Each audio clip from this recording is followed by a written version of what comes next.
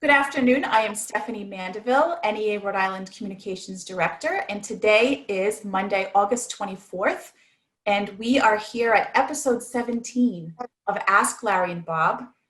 If you're looking at this right now, it's a very different setup, and we'll cover that in a second. But first, hello to NEARI's president, Larry Purtill, who is with us by telephone. Hi, Larry. Hi, Steph. Hi, everyone. We are here with NEARI Executive Director Bob Walsh. Hi, Bob. Afternoon, since we're filming in the afternoon. This afternoon. And we have two very special guests with us from the Rhode Island Federation of Teachers and Health Professionals, President Frank Flynn. Hi, Frank. Hi, thank you for inviting me. Absolutely. And Colleen Callahan, who is the Director of Professional Issues, and also with Larry Purtill, a member of the Board of Education. Hi, everybody. Nice to be here today. Thanks. Thanks for being here. So a little preamble here, because we usually, those of you who watch us regularly know that we record on Monday mornings. Well, it is almost 4 o'clock on Monday because Zoom had a nationwide partial outage. And so we could not meet up this morning, but it ended up being good because we were able to watch the governor's press conference, which is normally held on Wednesdays, that she held today at 1 o'clock. And there was an awful lot of information in there. So before we jump into all of that, let's just talk a little bit about how we got here. So from the perspective of NEARI and AFT, we together commissioned two polls, one of members and one of parents. And we learned that both groups had very similar concerns. And we're about the same percentages, 50-50 concerns going back into in-person learning, concerns with distance learning. And then Larry and Frank together co-signed a letter based off of that polling data and some other information. That letter was addressed to the governor, to the commissioner, and to the director of the Department of Health to call for distance learning to begin the year, to call for a delay to the start of the school year, and then to call for the state to meet 8 criteria in order to return safely to in-person learning in the buildings. We then made that letter public and held a press conference surrounding that letter and reviewed it with members of the media. And since that time, which is about few weeks at this point, couple weeks, union leadership has met with the governor and has repeatedly met with her and continued those conversations with health and safety at the forefront each and every time.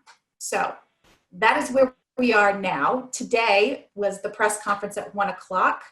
I'm going to go to Bob first to get his take on what his takeaways are from this afternoon. Bob.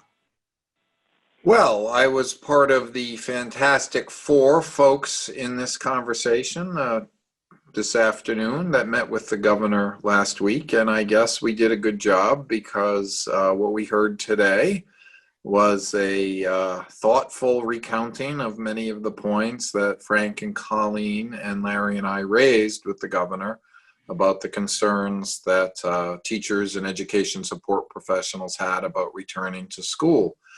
We had a lot of conversation about the physical infrastructure of the schools and air quality and the existing state law requiring the Department of Health to weigh in before schools open every year anyway, and the additional need that it's not only school-based, it would have to be classroom-based. And clearly the governor, as she acknowledged doing, listened to the advocates for our members and for students, and is going to put a mechanism in place to vet the buildings. That was, of course, one of the 8 criteria that was laid out in the letter that Larry and Frank sent to the governor, the commissioner, and the director of health. And I still think we have a lot of work to do between now and September 14th. We have not changed our position that schools should start with distance learning. But if you're looking for a little bit of optimism, you can find a little bit of optimism in that our concerns were clearly heard, and the governor's putting the full weight of the state of Rhode Island into vetting the quality of our schools. I'm afraid what they might find, but at least we'll be working with better information. Larry, I'm going to go to you next and then to Frank. What were your some of your takeaways? Well, I think Bob summed it up very well, but I think it's very, very important that they do this. First of all, Department of Health is supposed to do it every year anyway. We know that doesn't always happen, and it's, you know, time and personnel, et cetera. But this year, it has to be done. And putting that group together to go in and inspect schools and go classroom by classroom, we're either going to know whether schools are ready, what they need to do to improve, or they're not going to be ready as far as the building goes. And that was a major concern. I think, you know, there are two things here. One is obviously the health and safety of everyone involved, students, their families, teachers, and our staff. The second thing is you have to have some confidence that you're going back into buildings that are safe. You have to have confidence that everyone's going to be wearing a mask. You have to have some confidence that if someone is sick, that they can get tested and get that turnaround will be very quickly, 24 to 48 hours. So all those things that we talked about, as Bob said, with the four of us last week, and we've had continuing discussions with her and her staff prior to that, and even this morning about this. So I think, you know, it's a real positive step forward, and Bob's right. We do have a lot of work to do between now and September 14th, and we still think we'll be should go with distance learning, but it gives us some optimism and some confidence moving forward. Thanks, Larry. Frank, how about you? Sure. To echo what Bob and Larry both said, we're encouraged that the governor listened to us and is taking steps to provide that buildings are safe. I mean, there are many things that we disagree with on the governor over the years, but one of the things that we clearly agree is that kids are better served if they're in a classroom with teachers, but we can't put them in that position, neither the teachers nor the students, if we can't certify in some way that those buildings are safe. We still have to be vigilant about, you know, looking at the metrics they use, making sure it's not a rubber stamp, making sure that that buildings are in fact safe, and that might require some of our union folk and community folks of getting involved in that process and inserting themselves in those inspections. But it's a great first step that she's dedicated the resources of both RIDE and the state government as well as our National Guard to undertake this. And again, the devil's in the details, but it's a really good first step for it. Colleen? You know, I would echo everything that's already been said. You know, I think it's a wonderful first step. And I actually feel, you know, toward the idea of confidence, one of the things that we were trying to impress upon the governor when we met with her last week was the fact that teachers, you know, were hearing that the governor would not send them back to schools unless their safety could be ensured, but they really weren't seeing what that meant. And so the idea that, number one, I think we made the case that people really needed to, there needed to be that check, if you will, whether they're walkthroughs, whether it's, you know, Larry mentioned the law that's already on the books. So it was great to see that made a difference, that she heard us and that they're putting together this cross-departmental team to do that. In fact, I think guidance is coming out in a day or two that's going to help us really understand what they will be looking for. And then, as Frank suggested, I think being on top of that, being included in that process will be really helpful. And then last but not least, the next question is always, what will it take to address whatever it is that we find? And that's the hard work that's ahead of us. But terrific first step, and, you know, great appreciation of the fact that we were heard. So let's break it down a little bit with what we heard. First, because you referenced it, Colleen, that guidance, she said it was going to be posted today, and right before we started recording, I did check, it wasn't up just yet. But apparently that is going to be DOH developed guidance, a guidance document that will have classroom layouts, hallway layouts, really addressing a lot of the things that we've been talking about, where from even a parent perspective, what is the classroom going to look like? Not having any idea of what kids and really what educators are going into. So whatever that's going to look like, that's an encouraging step. Colleen, you also referenced basically the definition of safety, and I want to touch upon that just for a second, because that was really the basis of Larry and Frank, your letter. Referenced specifically the fact that our definition of safety is clearly not the same right now, and this is why this letter is coming out. And so today, the governor specifically said, quote, "What does it mean to be safe?" And she kind of outlined a little bit what that means to her, talking about, we're going to make the buildings ready, we're going to look at air quality, et cetera, and focus on reducing the risk of contracting COVID. And then she went into physical, mental, and emotional safety of children, and that it's not always safe for children to be at home, which we have understood from the beginning.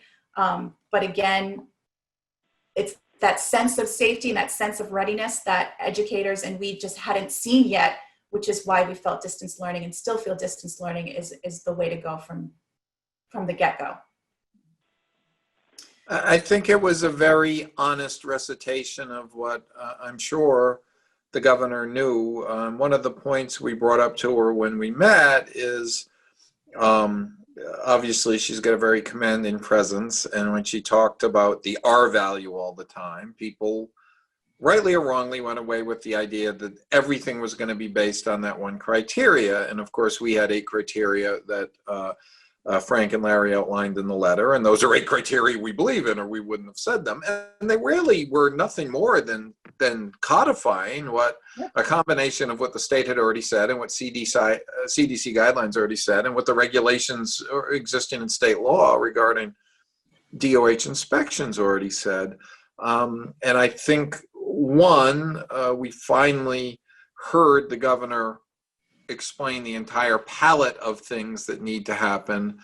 And 2, I think we heard a lot more about her thoughts on why it's important and what offsetting risks are, so to speak. I mean, we knew, and we've said on this when we recorded the show many, many times, that the expectation would be that in a phased reentry, we would most likely start after the 8 criteria were met with early elementary students, special needs students, and then kind of graduate up from there, primarily because that's where the greatest needs were and the highest risks of being at home alone and not having contact, albeit acknowledging that what happens in the classroom now is not going to be what it was last September, and it's going to be very difficult on our youngest students especially to go into a classroom and have to sit at the desk, wear the mask,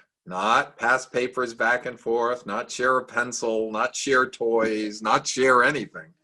And we've got to acknowledge that that will take its toll as well. But the governor did a very thoughtful job of explaining the whys behind her push to get schools open as quickly as possible, while reiterating that the safety requirements that we outlined have to be met too. So it was a good day.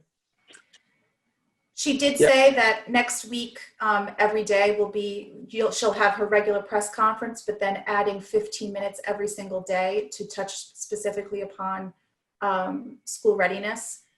And then the creation of what she's calling the EDOC, which is the education, kind of like a command center, operations center, that's going to be headed up by National Guard with RIDE, Department of Health, DOT, RIFTHP, and EMA. And that by next week, every district will have a point of contact at that EDOC moving forward. Then Frank, you touched upon the facilities readiness team, and you were right on that. We need to see a metric for what they're looking at, their checklist. Yeah, I mean, I think we've been spending a lot of time focusing on air quality, which is one very important component. But one of the problems is that these problems are unique to each specific school within each district. So, we have North Providence has 2 brand new schools. So they're probably ready to go, but there are other schools in that district that aren't. So we have to look at, each district has a unique set of problems that they have to solve. There's the anxiety out there is real though. That's, we've got parents and students that are really concerned about returning to school. So they need some level of confidence that whatever this report says, there's a great deal of accuracy to make them comfortable enough to want to send their students back to school. Fortunately, for many people, they have a virtual option. Some people don't have that, and they'll be living in fear of sending their children into a school that it shouldn't be habitated by children and learning. And Bob was right. Schools as we know them, I don't know that will ever be the same. And, unfortunately, I have 3 young grandchildren that are starting school this year. 3 of my children all have kids going, and they're in fear. They're concerned, and it's different degrees of worry. And it's unfortunate for the kids because at this time of year, particularly children that age, are really excited about their opportunity to go to kindergarten and first grade for the first time. And that's unfortunately been stripped from many of them. And you feel it kills you that these kids are going to lose that opportunity because it's so special, and it generally frames their school experience, for the foreseeable future. So we need to figure it out as adults how we can make schools safe and get kids in as soon as possible, but we shouldn't do it before they're ready. Colleen, Frank touched upon specific challenges that your districts are facing. Could you expand on that? I know that there's been issues with even just the definition of virtual learning versus distance learning in some of your districts. Can you talk a little bit about that, what you're facing? Sure. I mean, there are all kinds of challenges. I think Frank just did a great job of pointing out that even in some of our urban areas where many of the schools are old and in disrepair, and this is quite frankly just highlighting problems that we've been talking about for a number of years. But there are new buildings and new facilities in those schools. Hopefully this visitation, this checklist will be helping to identify what, the status of the readiness of each schools. But even thinking about the gradual return of students to schools, we have to think about to which schools. And if we're thinking about the young kids, special education students and so forth, where are they going to go? And it's more than just a school that meets the readiness criteria. Are they going to go back to environments that are appropriate for their age and for the needs that they have, depending on, whatever they may be? But you're right about the distance learning as well. There's been a lot of confusion. I think there are a number of problems that were associated with that. First is, what are we talking about? So we use the term distance learning, and most people think about the experience that we had from March until the end of the school year. And there were amazing things that happened during that time, and teachers and support professionals worked overtime, if you will, to try to get it right, and contacting kids and trying to meet schedules, working at different times during the day. But it was challenging, and it did not meet the needs of all kids. We know that. But the idea of what distance learning was kind of cemented in people's minds based on what happened in the spring. Now that term seems to be used is being used kind of interchangeably with something called a virtual academy. And so we're trying to get definition on what is that. So parents have had options. They've been presented with this idea that they have an option to determine and to state whether they want to send their children back face-to-face, or they want to exercise the option for remote learning of some kind.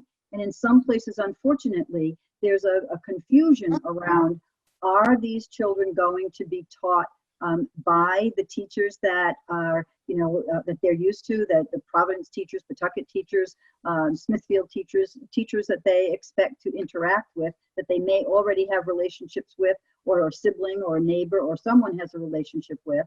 Or are they going to be, taught or enrolled in some kind of an online, less personal, experience? And that seems to be still up for discussion. And we're trying to find out, what are we talking about? Do parents really have all of the information they need in order to make that decision? And then the timeline of that proved to be a little bit problematic as well, with parents being told that they had to sign up by a particular date. And then, of course, the date changed because of the August 31st now information that we'll be getting. And whether or not they had to commit to a year, to a semester, what options did they have to move back and forth? So, the distance learning that we provided in the spring can certainly be improved upon. And I heard Bob talk a lot about, we could have better used the summer months to get that distance learning right. And so it's our opinion, yes, until the schools are safe and ready, we should be using distance learning. But the distance learning definition that I think we all support is distance learning that's aligned with the curriculum of the school district and provided by the teachers who are employed by that school district, not some faceless kind of online entity that can't necessarily give you that same experience. Fully agree, Colleen. That was very well stated. So I'm just looking at some notes. While you're looking at notes, let me jump in with one quick. Yeah, go ahead, So please. upbeat. We've been so upbeat and positive about today's press conference and being listened to. Some of the people who watch are going to take it the wrong way, like we've caved and capitulated and everything. No, we haven't. We are more optimistic we're being listened to. We still reserve the right to object to anything. And the same rules that we usually put into every show apply. If you see something that doesn't make sense, let your local president know. I bet Frank and Colleen would agree with the same sentiment with their districts as well. There are some superintendents out there that are still trying to take advantage of the situation. In our case, it's always the rogue superintendent in Tiverton. Literally sent a letter saying, well, because the governor said these rules should apply, he can ignore the contract. Obviously he can, and we keep winning in court and grievances and everything else. But so we need to push back against people like that. And we have not compromised on our principles. You heard us say it at the beginning of the show, or say it again. 8 standards of health and safety have to be met before we can even get in. But now we're going to have better information on if they're being met, and we applaud the governor for putting together the task force to get into those schools and see what's really going on, so we know what we are dealing with. So, and just to reiterate the fact that she did say again that the plans have not fully, they're not fully finalized, they're not fully vetted yet from a Department of Health standpoint. And one of the things that I believe Dr. Nicole Alexander Scott brought up the CDC reporting that was released on the 21st, and it was regarding the child care program that was laid out here in Rhode Island and its successes. One thing that I just want to point out that grabbed me immediately was that one of the programs that had 2 cases for secondary transmission, the staff member moved among all classrooms, exposing adults and children in the entire program, which was subsequently closed. That raised a flag for me because repeatedly we have heard from especially our education support professionals who are reading their district plans and starting to do the math and saying, okay, that means I'm seeing 300 students possibly in a week.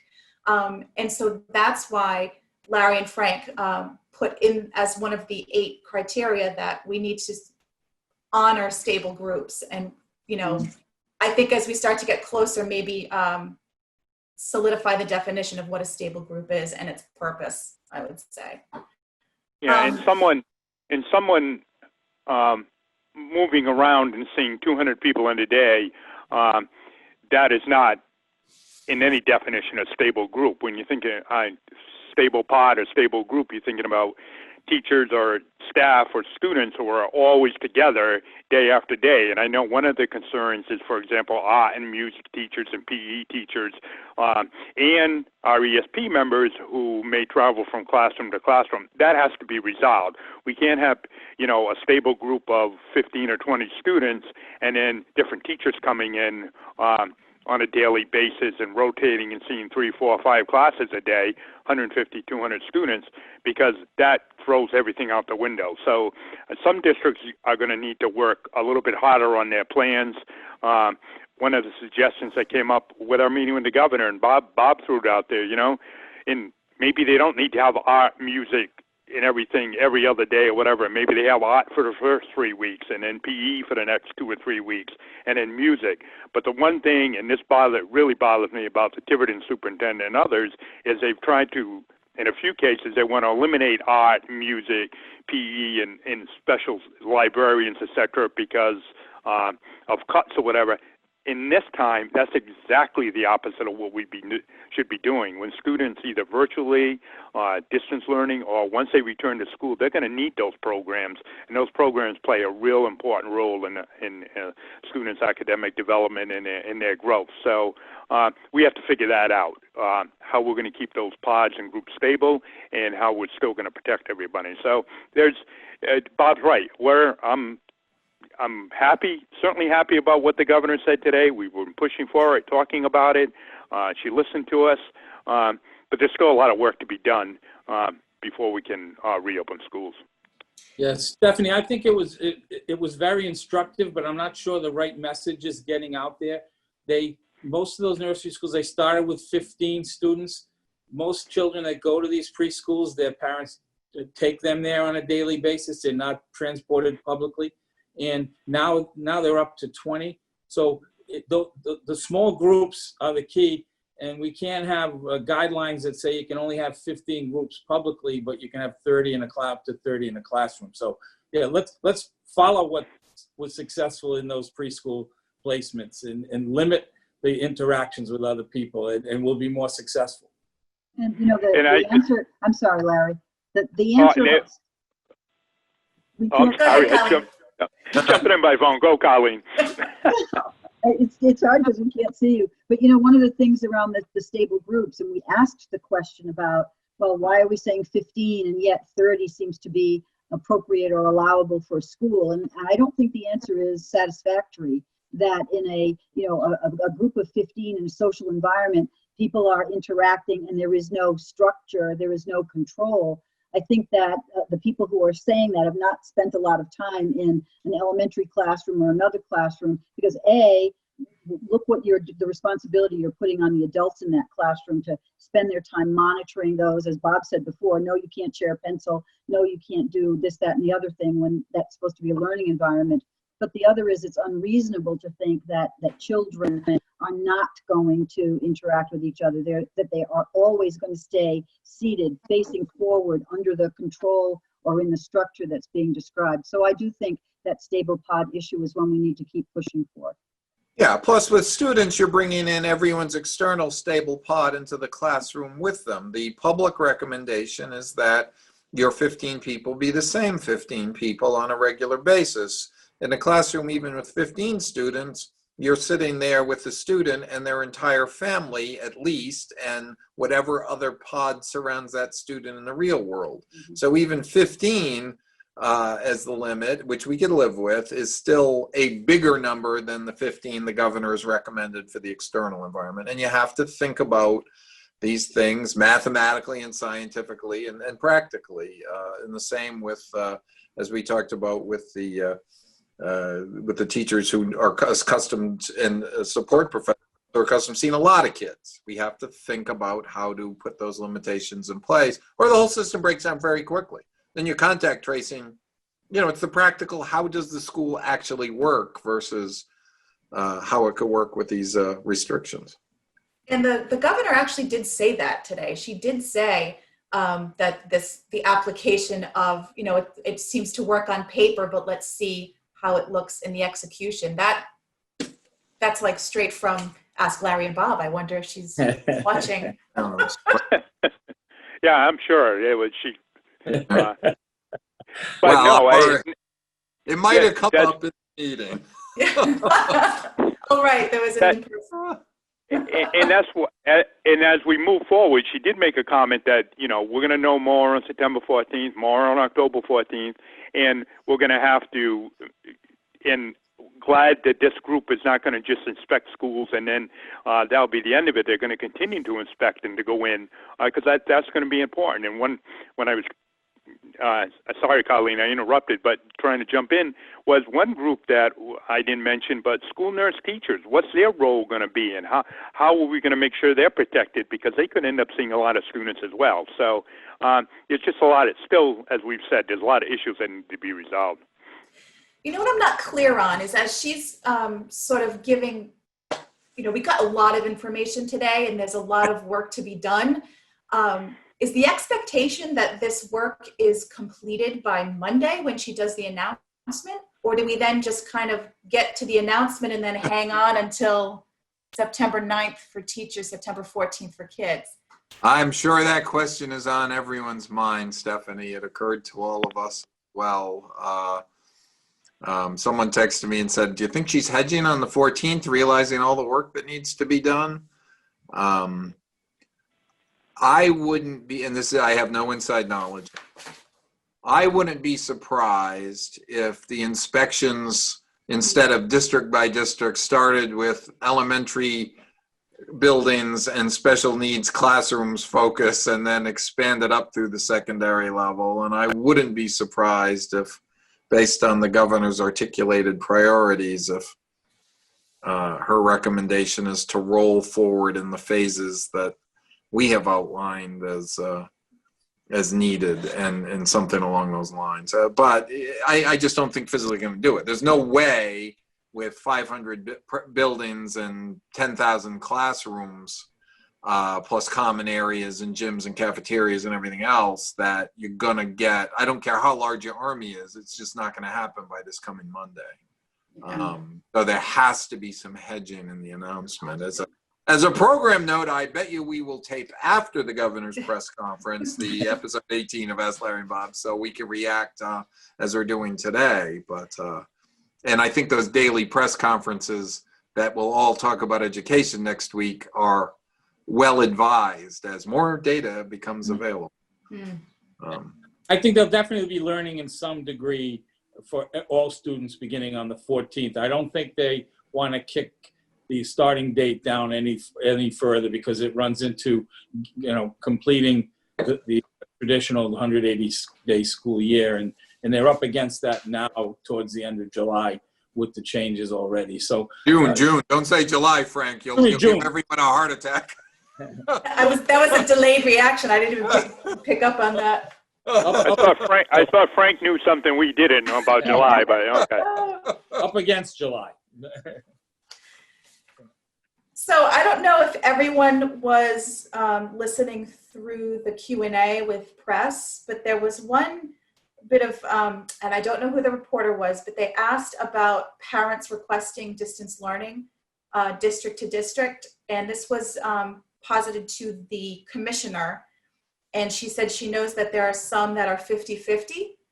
And then she said that she was hearing from parents who, whether the parent was looking for distance learning and their district was doing in-person or vice versa, she said parents were asking to move to different districts that were doing the opposite program. And the reporter followed up and said, is that allowed? And she said, we're looking into it.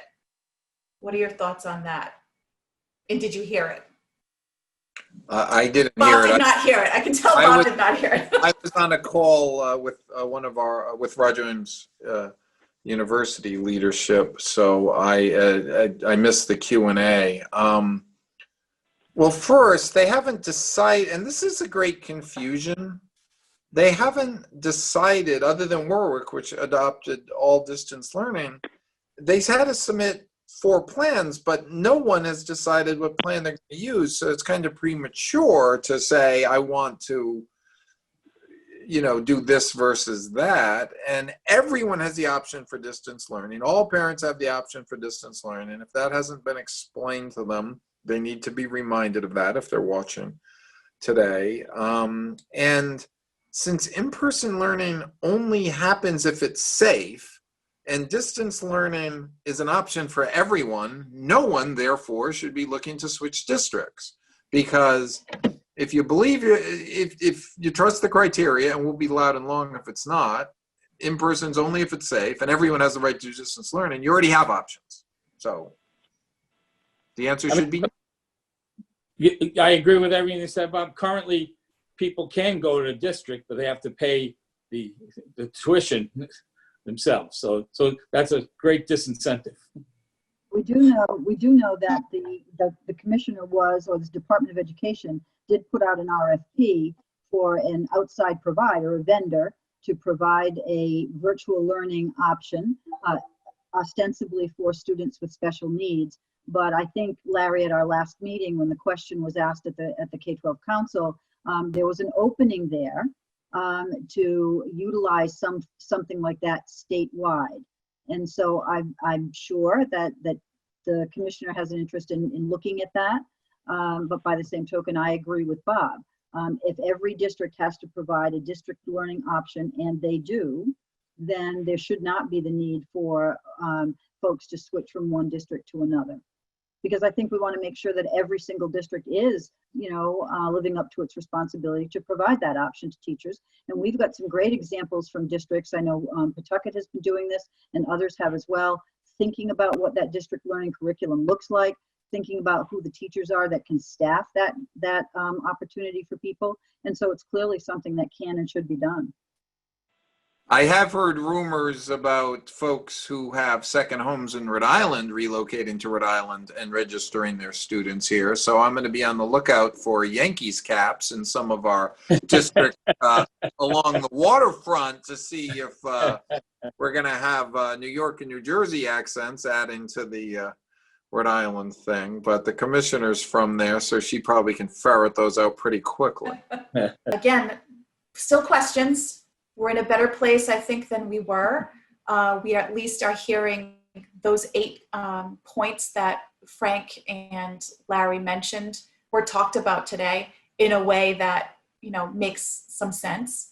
Larry, you want to close us out and maybe talk about any expectations or anything that, we should expect before Monday, which is the big announcement day? Yeah, and I think one of the big concerns, obviously, is time. I mean, September 14th is 3 weeks away, and even if you can get all those buildings inspected and things have to be done to them, et cetera, how are you going to do all of that? So, time is certainly a concern. And then what's something we didn't mention, but we've certainly mentioned in the past, is we need more money from the federal government to get through all this and to provide all the materials. We're lucky in Rhode Island that, the governor and others have stepped up, and we're just glad we don't live in some of those southern states. But still, a lot of questions remain. How are we going to keep those pods secure if we do come back? Bob's right. I would imagine they're going to start by looking at the elementary schools, bringing special needs students back. So I think the next week's going to be very hectic. I can also see a time next Monday where they talk about plans being approved, but the governor said it today. What looks good on paper may not be in reality what may work. So I think that we'll know more next Monday, but I still think it's going to be a week or 2 or 3 weeks before we can say this school's ready to open or that school's not. So as Frank said earlier, school's going to start at September 14th one way or the other, but I'm guessing it's going to have to be distance learning and then slowly phase back in. But this is going to be a long week, and it's a lot of anxiety out there. Hopefully today eased some of that and offered some guidance and for people to feel know that when and if they do return to school buildings, they will be safe. But we still got a lot of work to do. Thanks, Larry. Anyone else have some final thoughts they just want to give? Yeah. One final thought I'll offer is, so we've been, Larry, Bob, myself, and Patrick Crowley and others were working on the Fix Our Schools for the last few years, to try to get additional revenue. I mean, it shouldn't have taken a pandemic for everyone to realize that we need to focus on making sure our schools are safe, and that any time that, if we have another episode of anything, along this lines, God help us if we do. But we hope we don't. But let's prepare so that we don't ever have to have conversations about whether or not our schools are safe for our kids to go into ever again. And we should use this as an opportunity to do that. Amen. I just want to thank Frank and Colleen as our special guests. We will have to do this again. We were a united front when we met with the governor last week, and I think the results spoke for themselves. And I appreciate the great relationship that the Rhode Island Federation of Teachers and the NEA Rhode Island have had for these many years. I agree. Thank you, Bob. Well said. And we agree. Thank you, everyone. And as Bob alluded to, we are probably going to wait next week to record after the governor's press conference. So it'll be another later presentation of this episode. So thank you, everybody, for joining us, and we'll see you next week. Thank you, Stephanie. Thanks, everybody. Thanks, Thank you, Steph. Stephanie. Bob, Larry.